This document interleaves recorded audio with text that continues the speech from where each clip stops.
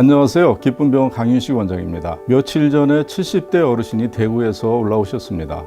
서해부 탈장 수술을 받으러 오신 것이죠. 진료 중에 말씀을 들어보니 그곳 종합병원에 탈장 수술을 받으러 입원을 했는데 서울에 사는 자제분들이 병원에 와서는 탈장은 꼭 기쁨병원에 가서 받아야 한다며 반강제로 퇴원을 시켜서 할 수 없이 올라왔다고 하시더군요. 그래서 자제분들이 그러신 이유가 다 있습니다. 이렇게 말씀을 드렸습니다. 그리고 요즘 거의 모든 병원에서 하고 있는 인공망 탈장 수술의 후유증과 그걸 피하려면 어떻게 수술을 해야 하는지 자세히 이야기를 해드렸습니다. 그랬는데 바로 다음날 또 다른 분이 오셔서 비슷한 말씀을 하셨습니다. 이분도 탈장 수술을 받으러 거주지에 있는 대학병원에 수술 하루 전날 입원을 하셨답니다. 그날 저녁 병실에서 탈장에 대해 이런저런 궁금증이 갑자기 생겨서 인터넷으로 이렇게 찾아보기 시작했는데, 그러다 인공망 탈장 수술이니 무인공망 탈장 수술이니 하는 것들을 처음으로 알게 되었답니다. 그런데 내용을 알고 나니 도저히 그 병원에서 하는 인공망 수술은 받을 수가 없겠더랍니다. 그래서 다음날 아침에 죄송하지만 좀 더 생각을 해보고 나서 다시 오겠습니다. 이렇게 말씀드리고 바로 퇴원을 해서 저희 기쁨병원으로 올라오셨습니다. 사실은 이런 분들이 한두 분이 아닙니다.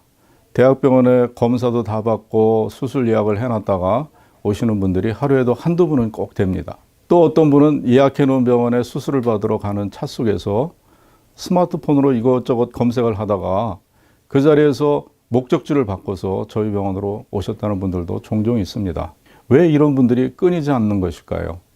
그 이유는 바로 이물질인 큰 인공망천을 몸속에 집어넣는다는 게 누구에게나 깨름직하기 때문일 것입니다. 인공망을 꼭 써야 한다고 의사가 말을 하니까 그런가 보구나, 어쩔 수 없지 하고 생각을 하고 있었는데, 인공망을 안 쓰고 수술하는 방법도 있다는 것을, 그리고 그 방법이 후유증이나 재발이 훨씬 더 적다는 것을 뒤늦게 알게 되면 본능적으로 바로 이 수술이야 라고 생각을 하게 되는 것 같습니다. 인공망을 안 쓰면서도 재발도 거의 없다는 수술이니 더 바랄 게 무엇이겠습니까?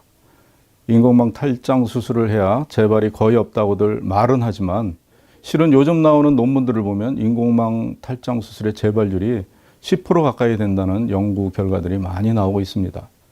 질긴 인공망으로 수술을 함에도 불구하고 정작 탈장 구멍을 막아주지 않은 채 그대로 놔두기 때문에 인공망을 뚫지는 못하지만 인공망을 들추고 열려있는 탈장 구멍으로 탈장이 다시 기어나오는 것입니다. 그러나 저희 기쁨병원에서 개발한 강윤식 탈장 수술은 탈장 구멍 자체만을 정확하게 막아주니까 질긴 플라스틱 그물망을 전혀 쓰지 않고도 재발이 0%대로 거의 없다고 나오고 있습니다. 이처럼 인공망 탈장 수술은 흔히 생각하는 것처럼 재발이 적은 게 절대로 아닙니다. 하지만 인공망 탈장 수술의 더 큰 문제점은 재발보다도 인공망 후유증 문제입니다. 때론 일상생활이 불가능할 정도로 심한 통증, 즉 악성 수술 후 통증이 수술 받은 분들의 10 내지 20%에서 10명 중 1명 내지는 2명에서 발생하는데, 이런 통증으로 평생 고생하는 분들도 있습니다. 그 외에도 수술한 자리에 인공망 천사의 균이 들어가서 고름이 잘 생기기도 하고, 드물게는 인공망이 장에 손상을 주어서 장천궁이 생기기도 하고 방광천궁이 생기기도 합니다. 그러니까 장이나 방광에 구멍이 뚫리는 심각한 합병증을 말하는 것이죠.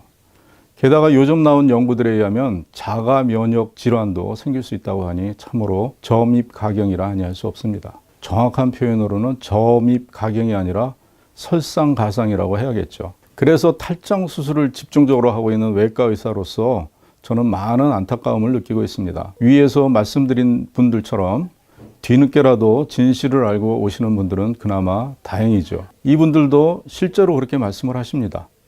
다른 데서 진료받고 검사받고 하느냐고 시간도 손해보고 돈도 손해봤지만 그래도 이런 좋은 수술을 받게 돼서 다행이라고 말씀하십니다. 그런데 사실 더 많은 분들은 그런 기회조차 갖지 못하십니다. 그냥 인공막을 쓰는 게 당연한가 보다, 어쩔 수 없지 이렇게 생각하고 인공망 탈장 수술을 받으시는 분들이 대다수일 테니까요. 물론 인공망 탈장 수술을 받았다고 다 후유증이 생겨서 고생하시는 것은 아닙니다. 그러나 교과서에도 최소 10 내지 20%에서 악성 통증이 생긴다고 말하고 있습니다. 그 외에도 이런저런 후유증이 생기는 분들도 있고요. 또 10% 가까이에서는 재발을 하니까 결국 인공망 탈장 수술을 받은 분들 중 적게는 4분 중 1분, 많게는 3분 중 1분이 후유증이나 재발로 고생을 하게 되는 것이죠.